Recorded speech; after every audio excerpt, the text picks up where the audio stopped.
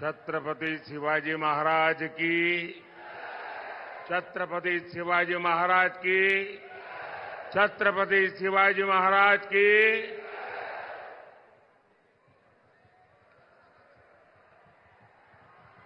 इथे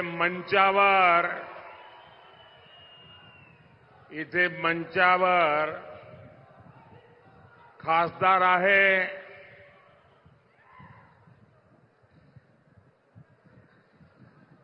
आणि एक कामदार सुद्धा आहे.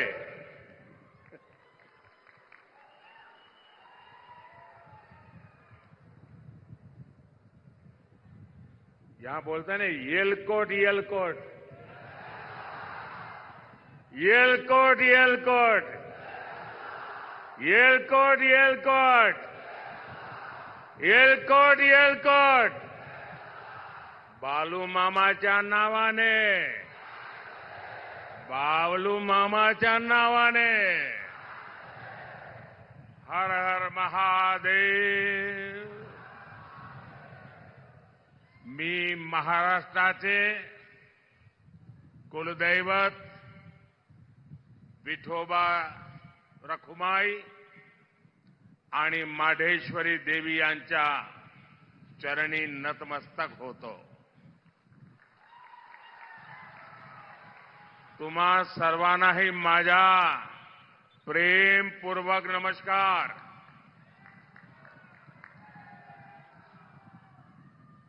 छत्रपति शिवाजी महाराज की इस पवित्र भूमि को मैं श्रद्धापूर्वक नमन करता हूं. ये धरती संतों की है. वारकरी संप्रदाय, अनेक संतों का आशीर्वाद हम सबके ऊपर है. उनकी प्रेरणा से आज मोदी विकसित भारत के लिए आपसे आशीर्वाद मांगने आया है. सबसे पहले तो मैं क्षमा मांगता हूं. क्षमा इस बात की कि हमारे देश के पॉलिटिशियनों ने ऐसी आदत डाली है कि सभा अगर 11 बजे घोषित होती है तो नेता 1 बजे आता है, और जनता को भी धीरे धीरे आदत लग गई, हां यार वो तो 1 बजे आएंगे. अब मेरी मुसीबत है कि मैं समय पे आ जाता हूं, और उसके कारण बहुत से नागरिकों को अन्याय होता है. मैं आया हूं तब से देख रहा हूं पूरा जुलूस आ रहा है वहां से. अब इतनी बड़ी तादाद में जो लोग आ रहे हैं, मैं उनको मेरी बात नहीं कह पाऊंगा. इसलिए जो अभी पहुंचे नहीं हैं, मैं उनकी भी पहले से क्षमा मांगता हूं, क्योंकि आगे के कार्यक्रम में जाने के लिए मैं अपनी बात करके चला जाऊंगा. तो आप कृपा करके मुझे क्षमा कीजिए. आप इतने दूर दूर से आते होंगे, गांवों से आते होंगे और इस सभा के लिए आते होंगे, लेकिन मेरी कठिनाई है कि मैं आपके दर्शन किए बिना आगे निकल जाऊंगा. तो मैं क्षमा मांग करके मेरी बात शुरू करता हूं. लेकिन साथियों, ये जो हुजूम मैं देख रहा हूं, वहां धूप में भी इतने लोग खड़े हैं. ये प्यार, ये बहुत बड़ी ताकत होती है जी. इतनी बड़ी तादाद में माताएं बहनें आशीर्वाद देने आए. जीवन में इससे बड़ा सौभाग्य क्या होता है जी. पिछले 10 साल में आपने जब से मुझे काम दिया है, अपने शरीर का कण कण और समय का पल पल सिर्फ और सिर्फ नम्र भावपूर्वक आपकी सेवा में लगाया है.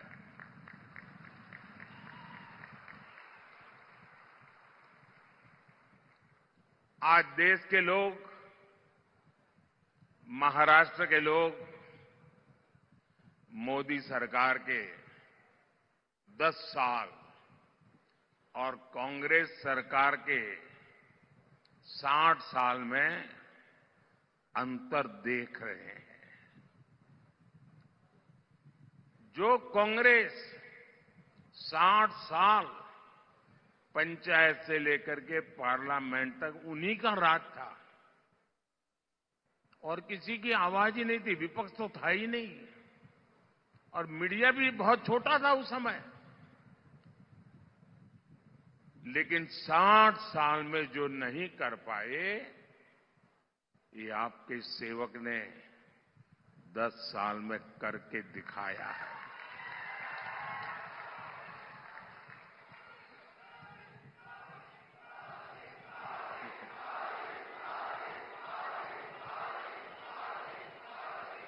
पिछले 60 साल में आपने कई बार कांग्रेस के सभी प्रधानमंत्रियों के मुंह से, उनके सभी नेताओं के मुंह से एक ही बात सुनी होगी, गरीबी हटाएंगे, गरीबी हटाएंगे, गरीब माला जपते रहते ना। और हर चुनाव में गरीब गरीब गरीब गरीब गरीब गरीब गरीब गरीब गरीब गरीब गरीब गरीब गरीब, यही माला जपते रहते थे। उससे आगे कुछ नहीं करते थे। आपके आशीर्वाद से, आपके सहयोग से और आपने मुझे जो कुछ भी शिक्षा दीक्षा दी है उसके कारण 10 साल में इस देश के 25 करोड़ लोगों को गरीबी से बाहर निकालने में हमें सफलता मिली है। भाइयों बहनों, आप मुझे बताइए, कोई अगर गरीबी से मुक्त होता है तो आपको अच्छा लगता है कि नहीं लगता है? कोई गरीब का भला हो तो आपको अच्छा लगता है कि नहीं लगता है? जरा माताएं बहनें बताएं, अच्छा लगता है कि नहीं लगता है? अच्छा लगता है। अगर किसी को गरीबी से बाहर निकालते हैं तो हमें पुण्य मिलता है कि नहीं मिलता है? पुण्य मिलता है कि नहीं मिलता है? ये 25 करोड़ लोग गरीबी से बाहर निकले तो इसका पुण्य किसको मिलेगा? इसका पुण्य किसको मिलेगा? इसका पुण्य किसको मिलेगा? इसका पुण्य किसको मिलेगा? इसका पुण्य किसको मिलेगा? मोदी को नहीं मिलेगा। ये जो 25 करोड़ गरीबी से बाहर आए हैं ना, वो जो आशीर्वाद दे रहे हैं, उस पुण्य के हकदार सिर्फ और सिर्फ आप लोग हैं, क्योंकि आपने वोट देकर मोदी को ये काम करने के लिए कहा था और इसलिए इस पुण्य के सच्चे अधिकारी आप हैं। आज 80 करोड़ देशवासियों को उनकी थाली भरी हुई रहती है, उनका चूल्हा जलता रहता है, उनका बच्चा भूखा नहीं सोता है, 80 करोड़ लोगों को मुफ्त खाना मिलता है। इसका पुण्य किसको मिलता है? आपको मिलता है। आपने मोदी को वोट देकर के ये पुण्य कार्य करने के लिए भेजा है। साथियों, जब देश में मजबूत सरकार होती है तो उसका ध्यान वर्तमान के साथ ही भविष्य की योजनाओं पर भी होता है। यही सोचकर आज भाजपा सरकार रेल, रोड, एयरपोर्ट पर अभूतपूर्व खर्च कर रही है। जितना कांग्रेस सरकार ने अपने 10 साल में खर्च किया, उतना आज हम 1 साल में खर्च कर रहे हैं। तभी तो आज आप हर तरफ आधुनिक इंफ्रास्ट्रक्चर देख रहे हैं। इसका सीधा लाभ भगवान विट्ठल की इस धरती को भी हो रहा है। यहां पालकी मार्ग हो, रेलवे का काम हो, एयरपोर्ट का काम हो, ऐसे हर काम पर महायुति की हमारी सरकार तेजी से काम कर रही है। भाइयों और बहनों, महाराष्ट्र की जनता जब प्यार देती है, जब आशीर्वाद देती है, तो कोई कसर नहीं छोड़ती है। लेकिन अगर कोई अपना वचन पूरा नहीं करता, तो महाराष्ट्र की जनता उसे भी बराबर याद रखती है। रखती है कि नहीं रखती है? और हिसाब बराबर समय आने पर चुकता करती है कि नहीं करती है? अब देखिए, 15 साल पहले एक बहुत बड़े नेता यहां चुनाव लड़ने के लिए आए थे। कहते हैं कि तब उन्होंने डूबते सूरज की शपथ लेकर कहा था कि यहां सूखे से प्रभावित क्षेत्रों तक पानी पहुंचाएंगे। उन्होंने पानी पहुंचाया क्या? पानी पहुंचाया क्या? पानी पहुंचाया क्या? याद है ना? याद है ना? अब उनको सजा देने का समय आ गया है। एक वो दिन था और एक आज का दिन है। वो यहां से चुनाव लड़ने की हिम्मत नहीं जुटा पाए।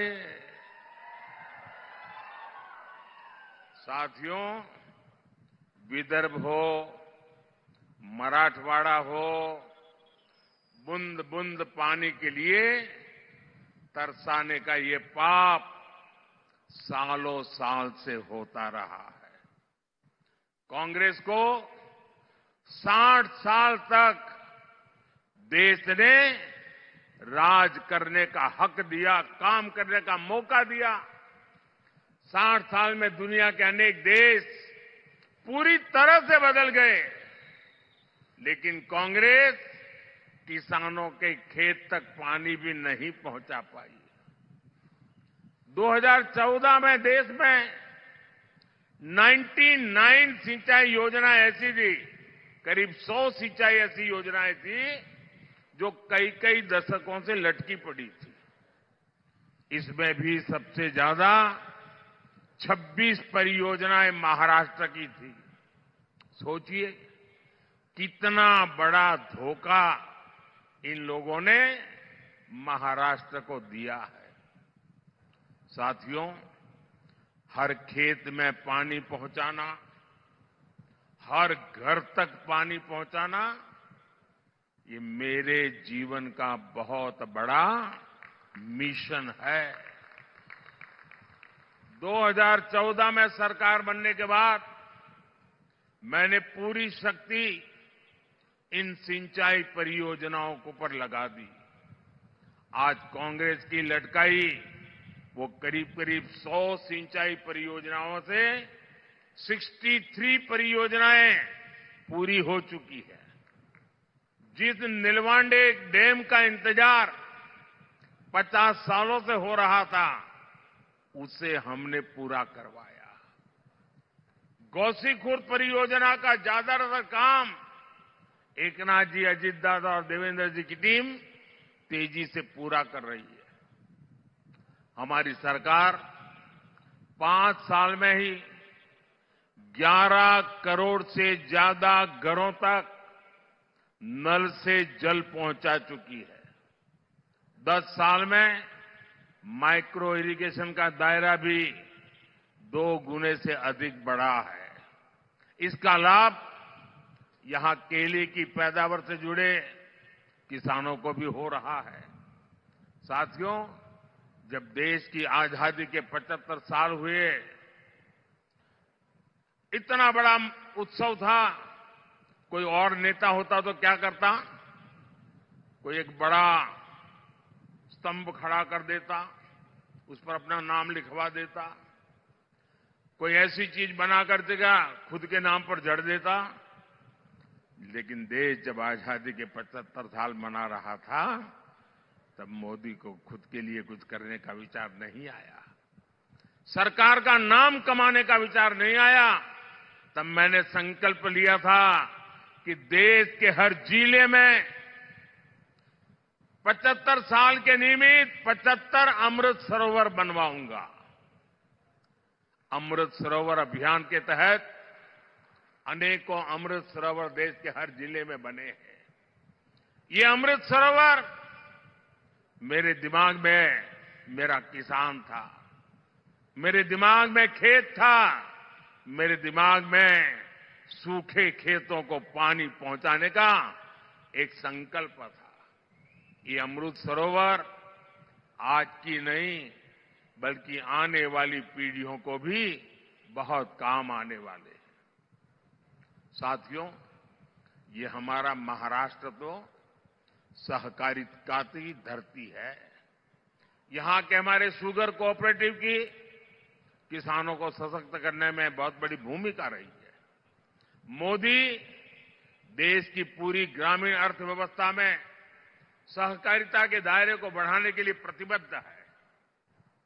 इसलिए 2019 में जब आपने फिर पूर्ण बहुमत की सरकार बनाई तो हमने पहली बार देश में सहकारिता के लिए अलग मंत्रालय बनाया, अलग मिनिस्ट्री बनाई। हमने देश भर में 10,000 किसान उत्पादक संघ एफपीओज बनाने का अभियान शुरू किया, जिसमें से 8,000 बन भी चुके हैं। यहां महाराष्ट्र में एफपीओ शानदार काम कर रहे हैं। ऑनलाइन बिक्री से लेकर एक्सपोर्ट तक यहां के हमारे किसान उत्पादक संघों का दायरा लगातार बढ़ रहा है। ये हमारी पीएसएस उनको भी मजबूत किए जा रहा है। इनको सरकार की अनेक दूसरी योजनाओं की सेवाएं देने के लिए भी तैयार किया जा रहा है। आने वाले 5 वर्षों में सरकार का लक्ष्य 2 लाख सहकारी समितियां बनाने का है। साथियों, आप सभी जानते हैं कि जो छोटा किसान होता है उसके पास भंडारण की पर्याप्त सुविधा नहीं होती है, इसलिए उसे मजबूरी में कम दाम पर अपनी उपज बेचनी पड़ती है। अब हमने दुनिया की सबसे बड़ी अन्न भंडारण योजना पर काम शुरू किया है। इसकी जिम्मेदारी भी सहकारी संस्थाओं को दी गई है। इससे किसान को अपने हिसाब से उपज मार्केट में लाने का विकल्प मिलेगा।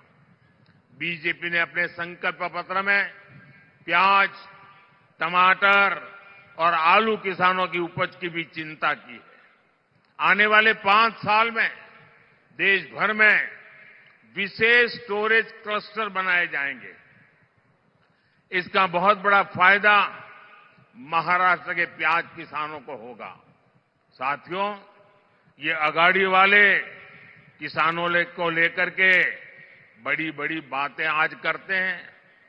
2014 से पहले जब इनकी सरकार थी तब क्या स्थिति थी, एक किसानों को याद दिलाना मेरा दायित्व है। और मैं यहां किसी की आलोचना करने नहीं आया। मैं देश की जनता को, महाराष्ट्र की जनता को, मेरे देश के किसानों को सच्चाई से अवगत कराना चाहता हूं। 10 साल जब रिमोट कंट्रोल वाली सरकार चलती थी तब यहां के कद्दावर नेता देश के कृषि मंत्री थे। और क्या हुआ था, जब यहां के बड़े कद्दावर नेता दिल्ली में बैठे राज करते थे तो गन्ने का एफआरपी करीब 200 रुपये था। और आज मोदी के सेवा काल में गन्ने का एफआरपी 340 रुपये प्रति क्विंटल, यानी करीब करीब 350 रुपये। जब ये कद्दावर नेता वहां कृषि मंत्रित्व के नाते बैठे थे तब गन्ना किसान अपने एरियर के लिए शुगर कमीशन के ऑफिस का चक्कर लगाते थे। आज ऐसी स्थिति नहीं है। आज देश में करीब करीब 100% एरियर पेमेंट होता है। 2014 में गन्ने का एरियर पेमेंट 57,000 करोड़ रुपए का था और इस साल 1,14,000 करोड़ रुपए की पेमेंट हुई है। इसमें 32,000 करोड़ रुपए महाराष्ट्र के किसानों को मिले हैं। साथियों,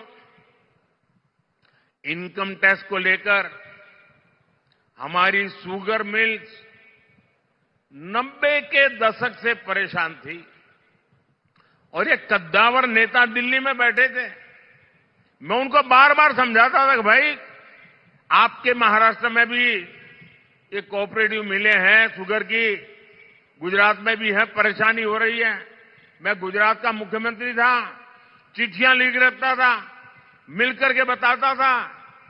लेकिन 2014 से पहले ये कद्दावर नेता का डिपार्टमेंट होने के बावजूद भी शुगर मिल्स की इनकम टैक्स की समस्या का समाधान नहीं किया। जब मोदी को सेवा करने का मौका मिला, एनडीए की सरकार बनी, तो हमने उसका समाधान कर दिया। हमने कोऑपरेटिव शुगर मिलों को 10,000 करोड़ रुपए की राहत दी, यानी पुरानी इनकम टैक्स डिमांड माफ की, कानूनी मामलों का समाधान भी किया। इसका फायदा हमारे गन्ना किसानों को हुआ। मार्च 2023 से शुगर मिलों को हमने 10,000 करोड़ रुपए का विशेष लोन का प्रावधान भी किया है, ताकि शुगर मिल हर प्रकार का काम तेजी से कर सके, किसानों की पेमेंट न रुके।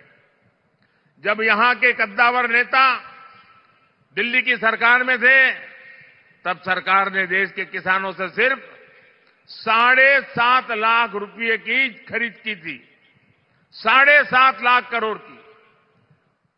आज 10 साल में 20 लाख करोड़ रुपए की खरीदी हमने करके दिखाई है। कहां 7.5 लाख करोड़ और कहां 20 लाख करोड़। महाराष्ट्र के दलहन तिलहन किसानों से 16,000 करोड़ रुपए की खरीद हमारी सरकार ने की है। साथियों, पहले दिल्ली से किसान के नाम पर थोड़ा भी पैसा निकलता था तो यहां कांग्रेस का पंजा उसे लूट लेता था। लेकिन अब दिल्ली में आपका ये बेटा बैठा है। अब दिल्ली से आपके हक की निकली पाई पाई आपके खाते में पहुंचती है। पीएम किसान सम्मान निधि के तहत 3 लाख करोड़ रुपए किसानों के खाते में जमा हुए हैं। इसमें से महाराष्ट्र के किसानों को भी हजारों करोड़ रुपए मिले हैं। साथियों, बीते दशकों में किसानों ने अन्न की पैदावार में भारत को आत्मनिर्भर बनाया है। अब हमारा संकल्प है विकसित भारत में अन्नदाता विकसित भारत की ऊर्जा बने, अन्नदाता ऊर्जा दाता बने। 10 साल पहले देश में सिर्फ 40 करोड़ लीटर इथेनॉल उत्पादन होता था। अब देश में 500 करोड़ लीटर, उससे भी ज्यादा इथेनॉल का उत्पादन होता है। इससे पिछले 10 सालों में किसानों के पास 70,000 करोड़ रुपए अतिरिक्त गए हैं और ये पैसा गन्ना किसानों को मिला है। साथियों, हमने गोवर्धन योजना भी शुरू की है। एनडीए सरकार देश भर में गोवर्धन प्लांट लगा रही है ताकि पशुओं के गोबर से गैस से बिजली और किसानों की कमाई भी बढ़े।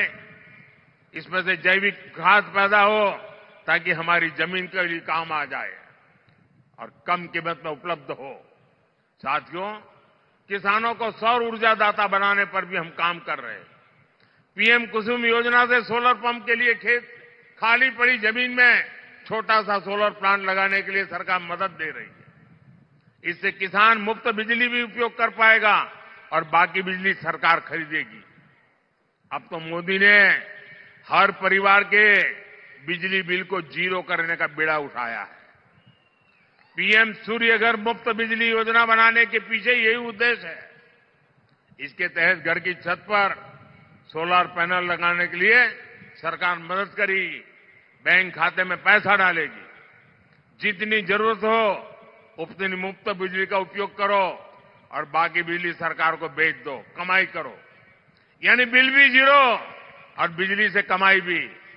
ये होता है मोदी की गारंटी का मतलब।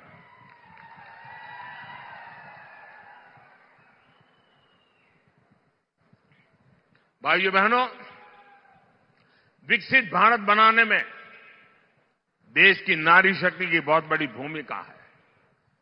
मोदी गांव की अपनी करोड़ों बहनों को सशक्त करने में जुटा है। 10 वर्ष में हमने 10 करोड़ बहनों को स्वयं सहायता समूहों से जोड़ा है। आज ये बहनें गांव की अर्थव्यवस्था को गति दे रही है।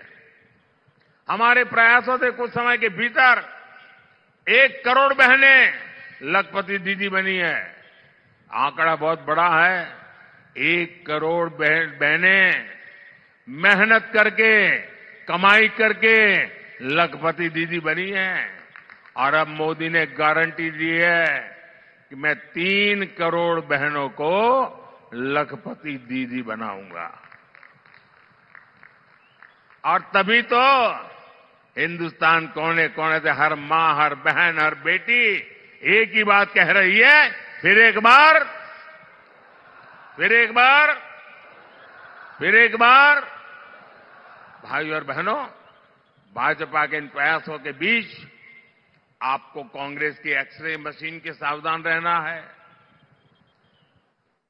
कांग्रेस के नेता, कांग्रेस के साझादे गली गली में घूम करके कह रहे हैं कि उनको मौका मिलेगा तो वो आपका एक्सरे निकालेंगे।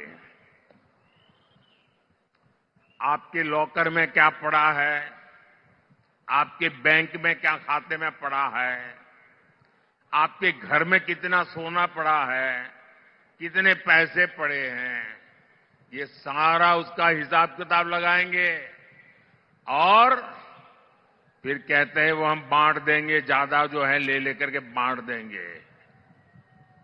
इतना ही नहीं, वो एक ऐसे टैक्स की बात कर रहे हैं, आज आप हर मां बाप मेहनत करके कुछ न कुछ बचत करता है, अपनी जरूरत को कम करके बचत करता है, क्योंकि उसके मन में रहता है कि मरने के बाद बच्चों को कुछ दे करके जाऊं, अपने संतानों को कुछ दे करके जाऊं।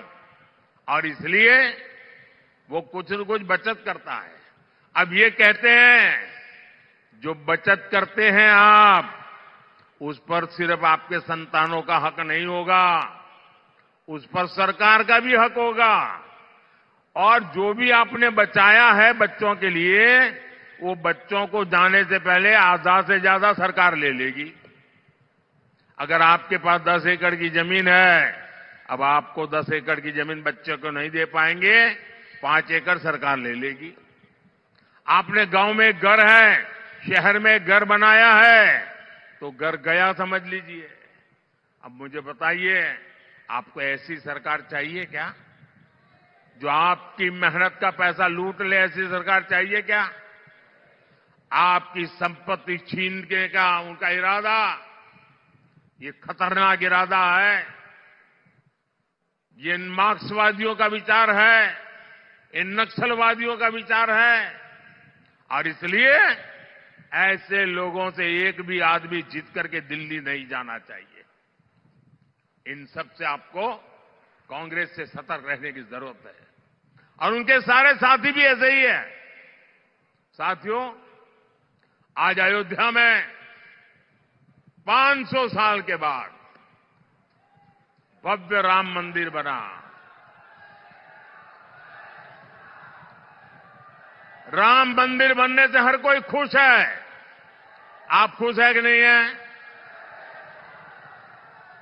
अब मुझे बताइए भाई, ये अंग्रेजों के जाने के बाद, देश आजाद होने के बाद पहले ही दिन राम मंदिर का काम शुरू होना चाहिए था कि नहीं होना चाहिए था? इतने साल क्यों लटका रहा? क्योंकि उनकी वोट बैंक की राजनीति थी, उनके वोट बैंक की चिंता थी, आपकी आस्था की चिंता नहीं थी, आपकी भावना की चिंता नहीं थी, आपकी श्रद्धा की चिंता नहीं थी। कांग्रेस के पास मौका था, लेकिन कांग्रेस ने इस पवित्र काम में सिर्फ रुकावटें पैदा की। जिसकी राम में आस्था होगी वह ऐसे काम कभी नहीं कर सकता। कांग्रेस के राम में ना आस्था है और ही उसके पास ऐसा एहसास है, और उनके सारे चेले चपाटे भी यही है। ऐसा काम कोई डरी हुई पार्टी नहीं कर सकती, तुष्टीकरण के दबाव से गिरी हुई पार्टी नहीं कर सकती। ऐसा करने के लिए जो साहस चाहिए होता है, वो साहस मोदी ने दिखाया है। और डंका की चोट पर 500 साल का इंतजार खत्म हो गया, राम मंदिर बन गया। और ये कहते थे राम मंदिर बनेगा तो आग लग जाएगी। कोई आग लगी क्या? मंदिर बना कि नहीं बना? और भाइयों बहनों, 500 साल के बाद जो सपना पूरा हुआ है ना, उसका कारण आपका एक वोट है, आपके वोट की ताकत है, जिसने 500 साल के इंतजार को खत्म किया है। इस पुण्य के हकदार आप हैं, जिनके वोट की वजह से पवित्र काम पूरा हुआ। भाइयों और बहनों, आपका वोट मजबूत भारत के लिए, एक मजबूत सरकार बनाने के लिए पड़ना चाहिए। अब मुझे बताइए, जिनके पास कभी 400 एमपी हुआ करते थे, वो पार्टी आज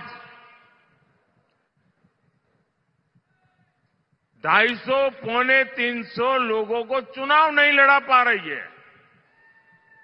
अगर सरकार बनानी हो तो 272 तो सीट चाहिए भाई।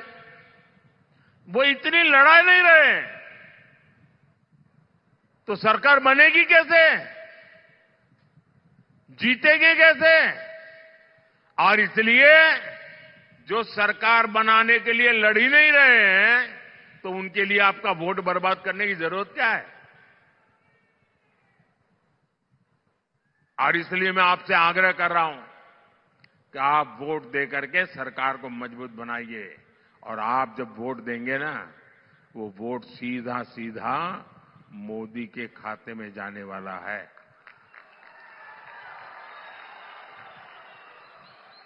7 मई को गर्मी कितनी ही क्यों न हो, पहले मतदान फिर जलपान।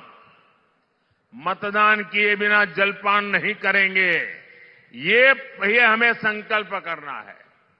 7 मई को मेरे साथी रंजीत नायक निंबालकर जी को आप जो वोट डालेंगे, वो मोदी की शक्ति बढ़ाएगा।